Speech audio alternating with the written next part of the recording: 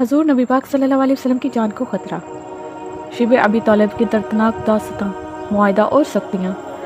رسول اللہ صلی اللہ علیہ وسلم کا گھر مکہ کے بڑے اور عمدہ گھروں میں سے ایک ہے۔ ہنستے بستے گھر چھوڑ کر کھلے میدان میں رہنا آسان نہیں ہے۔ اب گھروں کی بجائے خیموں میں رہنا پڑے گا۔ موسم کی شدت خیموں میں بہت زیادہ محسوس ہوتی ہے۔ اب نہ گھر جیسی آسانی ہے نہ تحفظ کا احساس، جہاں تو صرف صبر اور مشکلات کا سامنا کرنا ہے۔ ان حالات میں دن گزارنا آسان نہیں۔ رات آتی ہے تو کٹنے کا نام ہی نہیں لیتی۔ ویرانہ ہے، پریشانی اور خشک پہاڑ زندگی ایک مصیبت نظر آ رہی ہے۔